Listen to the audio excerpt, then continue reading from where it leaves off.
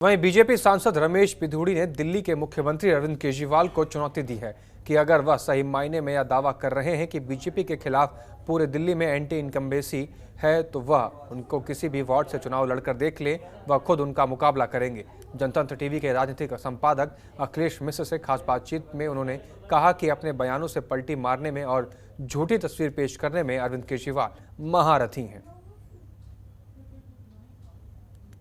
निगम चुनाव का बिगुल बज चुका है। भारतीय जनता पार्टी इस बात से आग बबूला है कि आम आदमी पार्टी ने कहा कि यहाँ के एलजी को भी पार्षद का चुनाव लड़ना चाहिए। इसी मुद्दे पर बातचीत करने के लिए हमारे साथ भाजपा के सांसद रमेश पिधूड़ी जी हैं। रमेश जी, आम आदमी पार्टी का कहना जिस ढंग से एलजी बिहेव कर रहे हैं, छोटी छोटी चीज़ों में दखल कर रहे हैं, अच्छा होगा, दिल्ली के लिए बेहतर होगा कि वो पार्षद का चुनाव लड़ जाए। केजरीवाल साहब उससे भी ज़्यादागिरी हरकतें जो करते हैं उनके स्तर के अनुसार, केजरीवाल साहब को कहो उनके सामने मैं चुनाव लड़ता हूँ दक्षिणी दिल्ली में, किसी भी वार्ड में आगे चुनाव लड़ ले, केजरीवाल वार्ड का चुनाव लड़ ले और रमेश पिधूड़ी वार्ड का चुनाव लड़ेगा और लड़े, केजरीवाल साहब को पता लग जाएगा हकीकत क्या है। ये जो ढकोसले करते हैं अपने आप को मीडिया में बने रहने के लिए, इस प्रकार की बेहूदी बातें लोग करते हैं।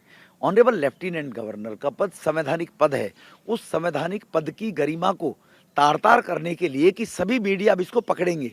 अभी कोई भी बड़ा आदमी अगर शीर्षासन करने लगे जाएगा तो सारे कैमरा उस पर जाएंगे, तो नेगेटिविटी को मीडिया भी ज़्यादा दिखाता है, तो ओछी लोकप्रियता, ओछी फोटोजेनिक अपने आप को मीडिया में दिखाने के लिए आम आदमी पार्टी के लोग ऐसी हरकत करते हैं और आज से नहीं कर रहे हैं। केजरीवाल भी क्या करते थे, आज भी केजरीवाल साहब करते हैं अपने यहाँ भी। प्रधानमंत्री से कहो पॉल्यूशन वो कंट्रोल नहीं कर पा रहे हैं तो रिजाइन कर दे। Who are you?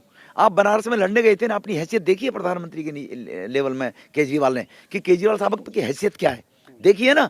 और रिजाइन किसका मांगते हैं? प्रधानमंत्री का, क्योंकि जीरो जब 9 से टकराएगी तो नुकसान 9 का होना है, जीरो तो जीरो है। तो ये जीरो के लोग हमेशा लॉ पे वार करते हैं, ये इस प्रकार की ओछी राजनीति करते हैं। सर, दिल्ली में चुनाव हो रहा है, आपने पहले 3 बनाया था, अब 1 कर दिया है, तो अब आम आदमी पार्टी का दावा है कि बीजेपी का सुपड़ा साफ है दिल्ली से। एक चैलेंज करके बीजेपी का कोई नेता बयान दे, अरविंद केजरीवाल बयान दे, अरविंद केजरीवाल जी के रफूगर कोई है, उनका डिप्टी सीएम, जितने रफूगर हैं 3-4 बैठते हैं चैनलों पर, जिनकी अपनी कोई हैसियत नहीं है, वो सिर्फ चप्पल चाटने वाले नेता हैं इनके, जो रफूगर उनको मैं बोला करता हूँ।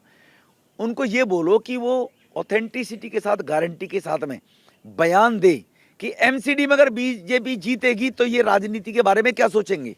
उनका बयान आएगा तो हम भी बयान देंगे, फिर मैं भी बयान दूंगा कि हम ये कहना चाहते हैं बीजेपी जीतेगी तो ये होगा। उनसे बयान लेके देखो एक बार, तब मजा आएगा, क्योंकि इनको कहना पलटना, गिरगिटी रंग बदलना, ये इनकी प्रवृत्ति है। एक आखिरी सवाल है, आपको क्या लगता है इस बार नगर निगम के चुनाव में बीजेपी के लिए क्या सबसे बड़ा टास्क है, सबसे बड़ी चुनौती? देखो, बीजेपी के लिए क्रेडिबिलिटी है, विश्वास है। हमारे देश के प्रधानमंत्री जी ने हर गरीब को मकान मिलना चाहिए, 1 करोड़ परिवार को लोगों मकान कब्जे दे दिए, 2.5 करोड़ मकान बनकर तैयार हो गए हैं। उसी श्रेणी में दिल्ली को पीछे नहीं छोड़ा है। केजरीवाल ने 8 साल में 8 मकान नहीं बनाए, 8 साल में 8। और मोदी साहब ने पिछले 2.5 साल में 19 में इनिशिएटिव लेकर मॉनिटरिंग करके 3024 फ्लैट वुमेन कैंप के कालकाजी में बनाकर दे दिए। वहाँ मेला लगता है, आपसे भी मेरा निवेदन, आकर देखे गोविंदपुरी में, कल हजारों लोग दिल्ली भर के झुग्गी के लोग देखने आ रहे हैं। ऐसा भी हो सकता है दिल्ली के अंदर कि गरीब को 25 लाख का फ्लैट मिल सकता है, 30 लाख का फ्लैट मिल सकता है, ना के बराबर, छोटे से अमाउंट के ऊपर। तो इसीलिए क्रेडिबिलिटी के ऊपर चुनाव है। बहुत बहुत धन्यवाद। जैसे रमेश पिधूड़ी जी, उनका साफ तौर पे कहना है कि अरविंद केजरीवाल एक अवसरवादी हैं और वे सिर्फ उन्हीं चीज़ों को हाईलाइट करते हैं जिससे उनको राजनीतिक फायदा हो। कैमरामैन प्रदीप के साथ अखिलेश मिश्र, जनतंत्र टीवी, दिल्ली।